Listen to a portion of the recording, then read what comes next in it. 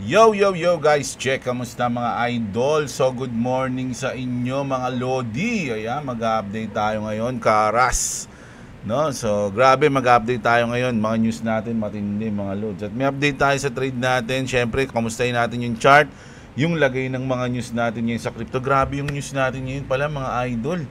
Yung mga nangyayari ngayon sa, basta malupit news natin ngayon mga Lods, matindi mga idol. So kung bago lang kayo dito sa channel natin mga Lods, gusto nyo ng ganitong content, everyday news, update sa crypto, sa global news, mag-subscribe na kayo sa channel natin. At sana huwag nyo kalimutang i-like ang ating video.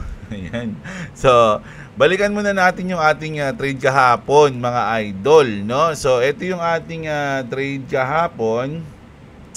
So naka-position tayo dito sa HAP, no? Alam niyo naman 'yan, nakita natin. Kaya ito yung HAP mga idol Tanggalin ko muna 'to, no? Hindi, basta wag niyo na muna isipin 'to. Ito nandiyan. Sige na nga, tanggalin ko na. Ayan. So ito yung HAP, no? Ito yung 50% nung etong tinignan natin na 'to. So dito tayo naka-position, kaya andyan yung ating green line. No, sabi ko sa 50% advisable na bumili, mag-buy, no, o magbenta. Kunyari naka-position ka dito sa top and then bumaba na siya ng 50% neto, pwede ka na magbenta diyan kasi pwede niya nang tagusin to pababa or pwede rin siyang mag-bounce pataas. So dalawa yung pwedeng mangyari. So ang ginawa natin, nag-short tayo kahapon, binenta natin dito kasi nasa 50% na siya, and then nag-buy tayo ng long mga idol, no? So pag-buy natin ng long, medyo tama yung ating analysis. So nag-pump siya ngayon mga Lodi, no? Ngayon dahil umangat siya rito, ginawan ko siya ngayon ng 50% ulit, which is yung tinanggal ko kanina. So from this to this, ayan, ito yung kanyang 50% mga idol, no? Yan, yung tinanggal ko kanina. So ngayon, dilampasan niya na yan, diba? So pwede ko nang ilagay yung aking lock profit dito sana sa 50%, sa 50% na yan. Kaya lang kung nilagay ko talaga, GG, tinamaan na sana, no? Pero ang ginawa ko, sinarado ko lang ng, magkano yung profit natin? So 95 USDT kasi itong profit natin. So sinarado ko lang ng 50 USD, no? So kapag tinamaan yung ating lock profit dyan, automatic masasara yung ating trade, magko-close yung trade natin at magpa-profit tayo ng 90 USDT. 50 USDT. So ngayon, in-expect natin na, hindi ko alam kasi etong 50% na to, kapag talagang nag-stay siya dito sa baba, malamang dito siya mag-trade dito. So kung tamaan niya man yan, may chance pa tayo makakuha dyan ng position. Baka dyan siya mag-trade. Pero kung umangat na siya dito, pag nag-close na siya ng sabihin nating 4 hours, nag-close siya na dito siya sa taas, ina-confirm natin, baka dito na siya mag-trade bago siya ma-break to. Etong nasa 2.2 mga idol. So ayun yung ating mga ini-expect dyan. So far, ang plano ko, ang profit lang natin 50 if tamaan mga idol, and then abang ulit tayo ng position mga Lods, no? Which is baka dito ulit yan mga Lods, no? Marami nagsasabi 1.97 ang pinaka bottom daw ngayon mga Lods, no? Parang dito ata yan, no? Ayan, so sabi nila ito medyo malalim na to, sayang talaga to, taragis siya, no? Isipin nyo yun mga idol, kung nakaposition tayo dyan, no? Kung hindi naglag yung natin, PC, na sinadya daw ng mga crypto exchange. Sabi, ang dami daw nagreklamo sa Binance na hindi nakaposition dyan Grabe yun, no? Masyado malaking issue yun, diba? So sa ngayon, profit tayo ng 99, 98. Ayan, so naglalaro lang siya dyan ng 90 to 80 USDT. So waiting lang tayo mga idol, no? Hindi pa tuloy ako nakapagbudega, sayang, kasi andito siya, margin natin andito. Ayan, no? So bali okay lang, profit naman no? Ganun lang talaga yan. Hintayin natin kung ano yung mangyayari dyan sa trade natin na yan mga Lods, no? So ngayon, Let's go. Mag-update na tayo ng malupit na news. Grabe to. Mga idol, unahin na natin to ha. Hindi, punta muna tayo ng Crypto Bubble. Crypto Bubble natin ngayon, kung titignan nyo, normal lang siya. Parang consolidation. Mga idol, ito parang ganito. Ayan, ganyan. Ganyan lang siya. Ito, simula to kalinang alauna ng madaling araw hanggang ngayon. Hanggang alas 8. Alas 8 pa lang kasi mga lods eh. So, medyo mahaba na to mga idol. 8 hours na tong 8 hours na tong ano na to. So, console lang yan. Kanina, etong ating Crypto Bubble, pag green pula lang to eh. Green pula. Oy, shoutout sa classmate ko si Green Pula. May classmate ako, apelido yun eh, Green Pula. Yan. So, nalala ko tuloy. So, ayun. Oy, ngayon Flare. Medyo umaangat ang Flare.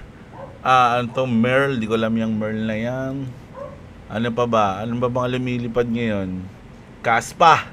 Grabe, 14%, no? So, maya may check tayo ng mga merong bagong nag-apply ng ETF, mga Lodi, Grayscale. Nako, in-apply yung coins ng ETF, no? Mamaya titingnan natin kung ano yung coins na yon. Alam niyo yung coins na yon kasi lumipad yun nung nakaraan eh. So, good news yun sa coins na yon kasi nag-apply sila, may nag-apply sa kanilang ETF which is yung Grayscale. Na nag-apply din na nagpe-play na yung ETF nila ngayon sa XRP, di ba? So, ito naman tayo. Bago tayo mag-crypto news, ito muna tayo mga loads. Grabe to. Sa Hong Kong, mga idol, no? Yung Hong Kong, China. At least 36 dead and 279 missing after a fire raged through 7 tower blocks in Wang Phuc Court, Taipo. Grabe to mga idol. Tingnan niyo yung yung apoy dito. Ang tanong, ba't nasunog to ng ganito? Started in the mid-afternoon and spread at Grabe mga lods, 7 building yan mga idol na nasunog mga lodi. 7 building na apartment, parang ganun. So, hindi basta-basta yung yung apoy niya dahil sobrang lakas. Kumalat hanggang 7 building. Sipin niyo yun mga lodi. In Hong Kong, at least 36 people have died after a fire ripped through multiple high-rise apartments. Ba't yun? Wait lang. Check natin yung ibang video. Grabe mga trending to ngayon mga lods, no? Kasi grabe yung sunog eh. Mga idol, hindi natin, wala pa sa investigasyon nila, hindi pa sure kung sinadya ba to o aksidente. Grabe, kawawa naman si Manong. So, hapon to nag-umpisa daw hanggang, isipin nyo, 7 building. Paano nila papatayin sa loob ng isang araw yan, mga idol? Diba?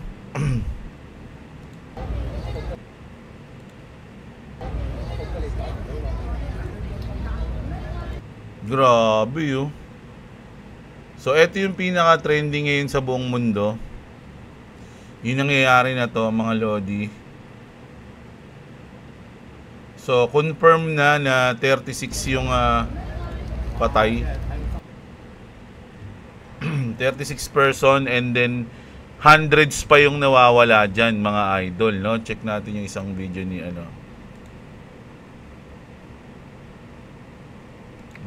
Ito yung kanina eh. The base started in the mid-afternoon. Yan,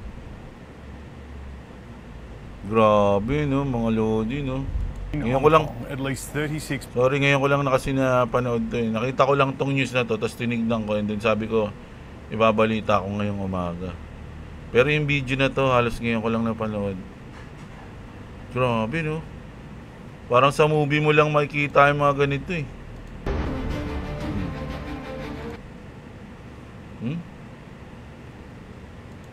So, ayan. Grabe, A massive 4-alarm fire erupted on November 26, 2025 in the Wang Phuc Court Housing Estate, a subsidized home ownership complex in Hong Kong, Northern Taipo District. The blaze began around 2:51 p.m. local time when flames ignite bamboo scaffolding on a multiple 31-story tower undergoing renovation, rapidly spreading to 7 of the state's 8 blocks. Grabe, nagsimula siya sa bamboo na kasi mahilig yung mga Chinese. Parang ano yun pang ano nila. Alam niyo naman na yun, di ba? Sa mga gilid ng building, yung mga nakalagay ng mga bamboo doon, pang support or something. Thick black smoke and intense orange flames engulfed the structures, complicating rescue efforts amid a red fire danger warning for extremely high risk. At least 13 people died, including one firefighter, with 15 others critically injured, many suffering severe burns or heat exhaustions. Dozens more were trapped inside, leading to urgent evacuation of over 4,600 residents from nearly 2,000 apartments. Wang Fuk Court initiated Hong Kong 330 million Hong Kong dollar or mga nasa 42 million dollars renovation project in July 2024 contracted to Wang Yip Construction Engineering Corporation Ltd involving intensive bamboo scaffolding, no? So yung bamboo scaffolding, a material still common in Hong Kong despite government plans announced in spring 2025 to phase it out in favor of steel, no? Kasi parang ano kasi nila yun mga lods ayun yung parang pinaka basic na material dati na ginagamit. So yung mga iba old school pa rin yung tirada nila, kaya may mga bamboo, pero pinace out na daw yun, baga palitan na dapat ng mga metal scaffolding. Kaya lang syempre yung iba nagtitipid siguro, marami pa rin gumagamit. Investigations into the ignition source are ongoing with authorities proving renovation related hazards in the densely populated new territories suburb near Shenzhen. Ayan mga idol, grabe, no?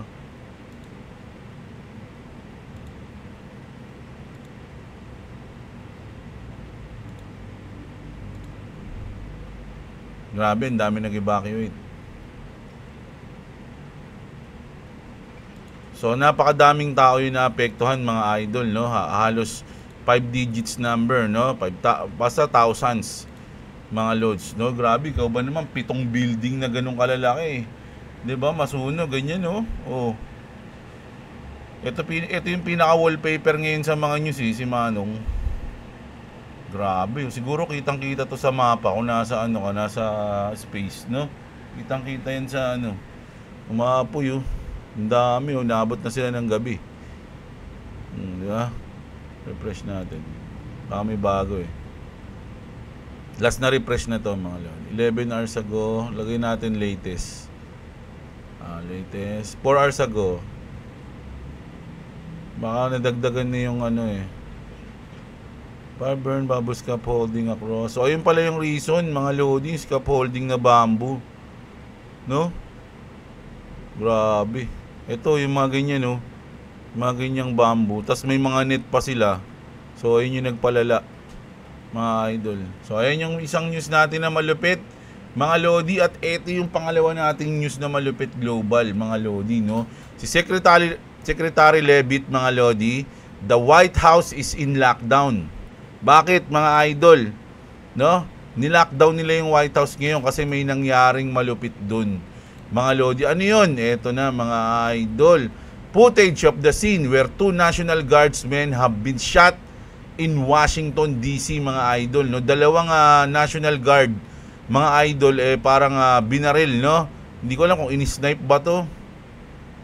Check natin. The suspect, who is seriously wounded, yung suspect mga lodi is wounded na, no? For the shooting of 2 National Guards is now in custody. Tragic. The incident occurred near the entrance of the Farragut West Metro Station near the White House.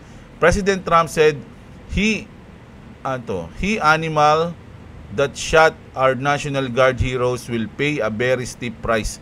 So tinawag na animal Tinawag na animal ni Trump yung namaril Mga ito ata yung namaril, Ito ata yun, no? Injury siya. Ayan, Muslim pala, no? Muslim Islamic. Nako, monkey daw. Shoots 2 National Guards near the White House in Washington DC. So ito daw yung namaril mga idol, no? Ba't nakaubad? Oo, yan siya, mga idol. Pero ito, naku, sa ulo ata yung tama nung isa, mga lodi, delikado to. O yan, so kaya napapost ngayon si Donald Trump. Sabi niya, the animal that shot the two National Guardsmen with both being critical wounded and now in two separate hospitals is also severely wounded, no, yung bumaril daw. But regardless, will pay a very steep price. God bless our great nation guard and all of our military and law enforcement. These are truly great people. I, as a President of the United States and everyone associated with the office of the presidency, I'm with you, mga lodi, no? So, grabe yung mga news ngayon, medyo matitindi, no? Sunog sa Hong Kong, namaril na animal, binaril yung National Guard, mga idol, no? So, ayun yung global news natin ngayong umaga. Grabe, mainit-init agad yung mga ulo ng mga balita. Ulo sa ulo ng mga balita, mga idol. So, punta na tayo sa ating crypto news, mga idol, no? So, eto na, madugo naman to, hindi mainit.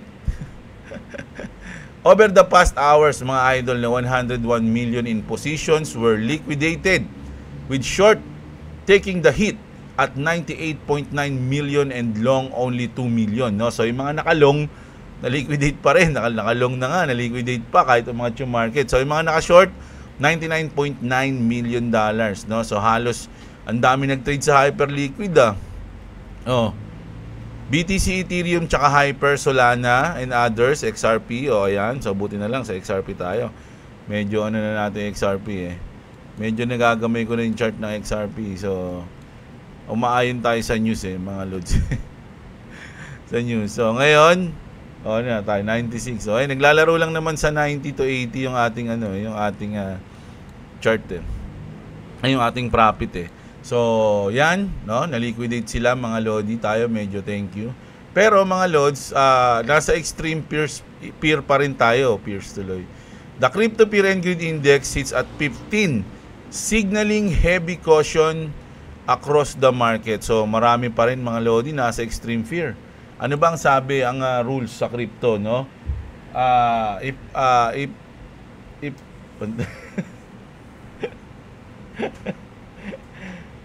basta if utang ko. Giging si Bongbong na ako. Alam ano.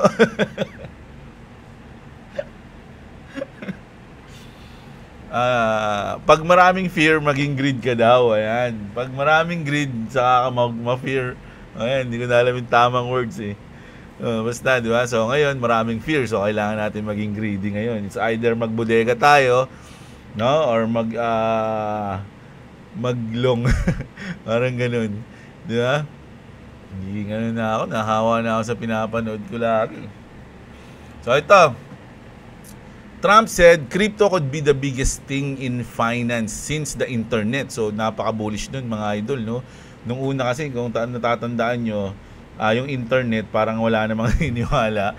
Mas gusto pa yung mga radyo-radyo dati, no? Naalala ko tuloy yung mga, naabutan ko pa yun, mga batang 90s kasi ako, Alam niyo yung mga radyo-radyo dati na, di ba, ano na lang, parang bago na lang nga yung, yung ano ba yung sa chat ba yun? Yung i-text, grupo-grupo, EB-EB. Yung mga GC-GC sa mga text-text, di ba? Yung GM, ganyan, good morning to all, mga ganyan pa. Di ba? Send to all. Yung send to all, di ba, dati sa text-text. Ang uso pa rin, 3310, 51, 3210, mga ganun, di ba? Meron pa kayong mga eyeball GC-GC. Pero dati, mga lodi, alam niyo yung radyo, ayun talaga mga veterans na yun. Yung nag-radyo, may sarili kayong frequency. Yung, ganun. Ayun yung matindi dati, wala pang internet, Tapos, ngayon, sabi ni Trump na the biggest thing in finance since the internet. So, napaka-bullish nito kasi nung lumabas yung internet, mga lodi, nung una wala naman. And then ngayon, halos parang lahat ng tao, hindi na mabubuhay nang walang internet. Halos nanginginig na pag walang internet. Load mo ko, sige na, load mo ko. Ganun iba, hindi ako makapag-TikTok Di ba? Ganun. So, ngayon, ganun yung tingin ni Trump, mga idol, no? That's a pretty big statement. It means more people might start taking crypto seriously. Mga idol, tandaan nyo, halos mga nasa sa tawag dito, ayon sa mga eksperto, mga lodi, 7% pa lang ng tao sa buong mundo ang na-explore ang crypto, which is Bitcoin pa nga yung main dun eh. Wala pa yung ibang coins. Imagine yung 7% na yon, Bitcoin, halos lahat ng, kumbaga, halos Bitcoin lang yung alam nila. No? Kumbaga, Bitcoin and something like that, Ethereum siguro. Much mo ano pa kaya kung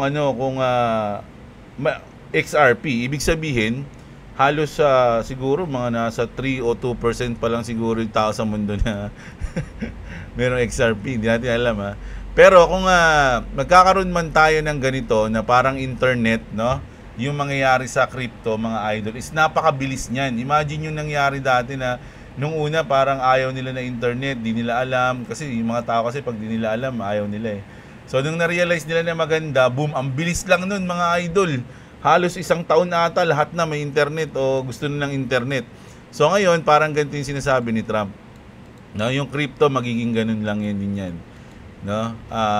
Mamahalin o yayakapin yung crypto. So sabi nga dito, mga idol, it means more people might start taking crypto seriously. So goods yan, lalo na nauna ka na sa crypto, nandito ka na, nanonood ka na sa akin. Ang lupit mo nun, mga lods, di ba? So ayan. Bullish. Total crypto market is back to 3 trillion, mga idol, no? So kung titignan natin ang ating CoinGecko, makikita natin dito na nandito na tayo sa 3.19 trillion. Yung nakaraan kasi nasa 2 lang yan 2 something. Nung bear market nung 2021, 2022, nung sobrang baba ng Bitcoin, umabot ng 16,000 na tayo. Alam nyo ba ang market cap ng crypto nun nasa 900 million lang. 900 million, nakita ko pa yun. Na idol. No, grabe yun. No? Ngayon, isipin nyo, 3.19 na. So, solid. Sabi dito ni Eric Trump just announced Trump Organization will start accepting Bitcoin at all their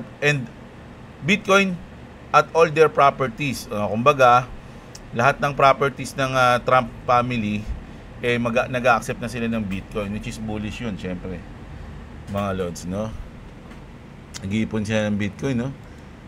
Bitcoin could hit $750,000, sabi ni Peter Bookbar,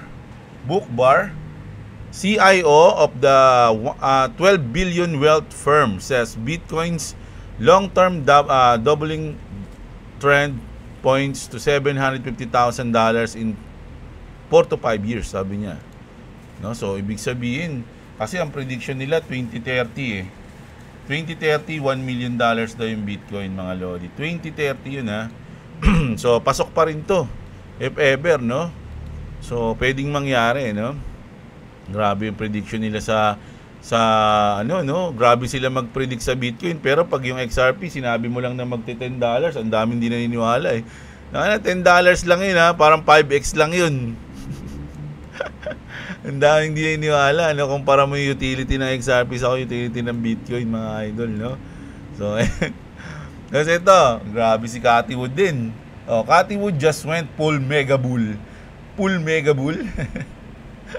While the market panics over volatility and ETF outflows, Cathie Woods is doubling down on her 1.5 million BTC target by 2030. Grabe, 1.5 million sa 2030, no hesitation, no blinking.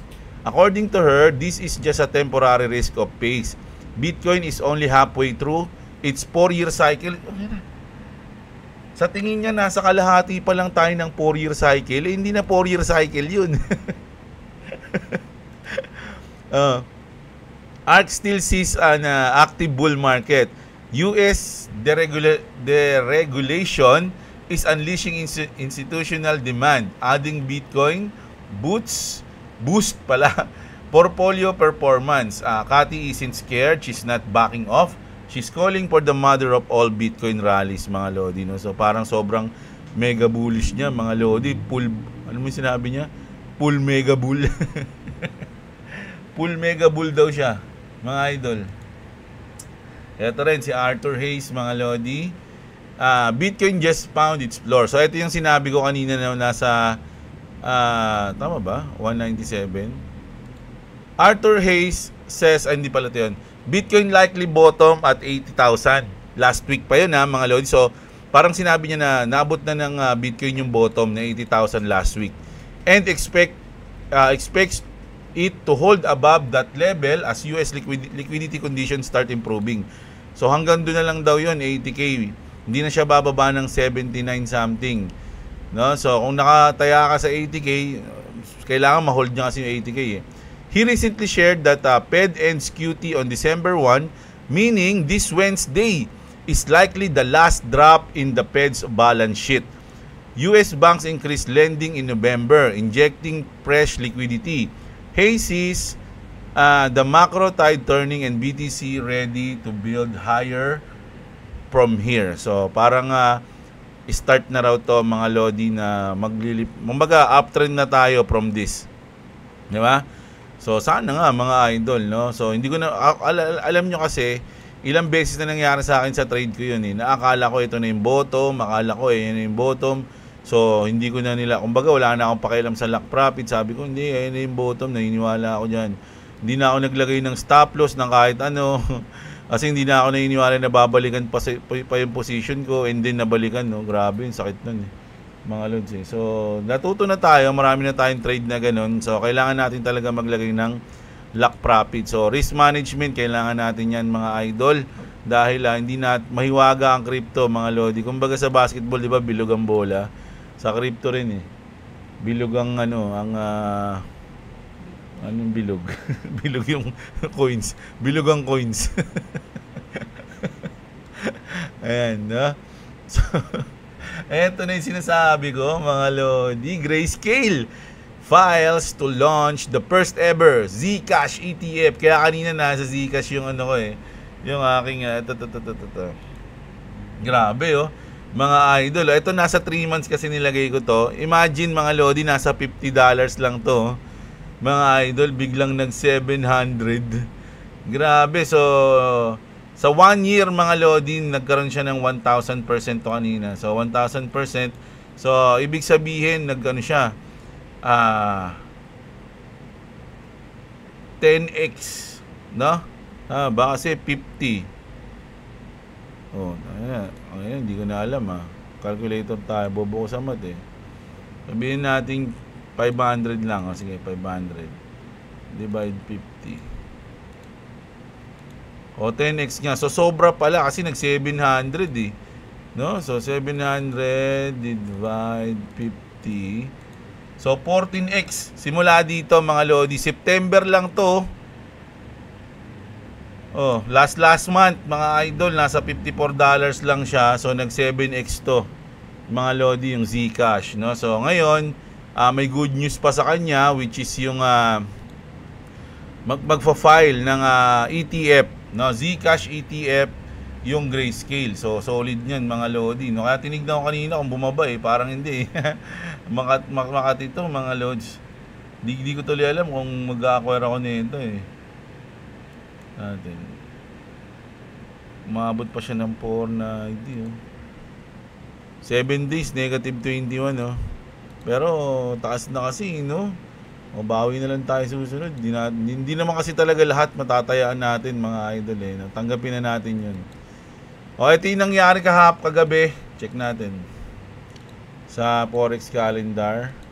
Yung job 26. Yung unemployment claims, mga lodi, no? So kulay green siya, positive yan mga lods, no? Para lang malaman natin. Is this bullish in crypto? Yes daw. Yes, the drop in initial jobless claims to 216,000 is generally bullish for crypto in the current macro context. Here's why. Short-term bullish factors. Yeah. So ibig sabihin na dagdagan tayo ng bullish news, siguro kaya lumipad kagabi mga idol, no, dahil diyan sa unemployment claims na 'yan, mga lods. Ito naman. Nako, ito na, isa pa to, dadagdag na. 21 share received SEC approval to launch its XRP ETF under ticker TOXR on Friday. So bukas daw to, malamang Sabado na sa atin to ng umaga. Analysts predict XRP could break above $3 amid sustained institutional inflows. So pwede raw umabot ng $3 once na mangyari to. Pwede daw mga lodi, hindi po sigurado yan, sinabi daw mga idol, no. So kung yung trade natin naabutin to ng $3, no, medyo mataas-taas yun, saan yan? Hey, ajiji. Meron, pero mukhang negative na abot dito. Ang taas, no, mga lodi. Ayan, no. Abot, baka kukunin pa kaya yung trade natin bago pumunta yan sa $3. Malalaman natin, mga idol, no. Grabe yan, kung umabot ng $3 yan, magkano kaya itong trade natin? Mga idol, no. Sana umabot.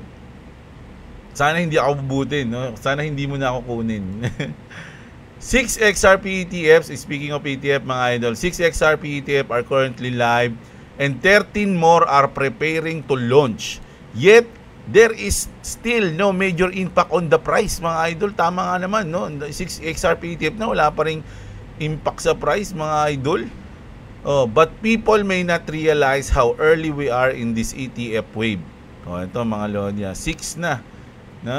Pero mga lodi, ito yung pinakagusto kong news ngayon. Kaya hinuli ko tong news na to, mga lodi, no? Si Charles Hoskinson nagsabi, no? Cardano CEO Charles Hoskinson says that Brad Garlinghouse is the hardest working advocate pushing for Clarity Act, no? Ito yung Clarity Act na gusto na nating mapasa, mga lods. Ang tanong ko, ba't kaya hindi siya ni-interview? Laging ini-interview si Brian Armstrong. Ay, hindi pala siya ini-interview, parang nag-ano siya, nagko-comment, ewan ko. Nagbablog.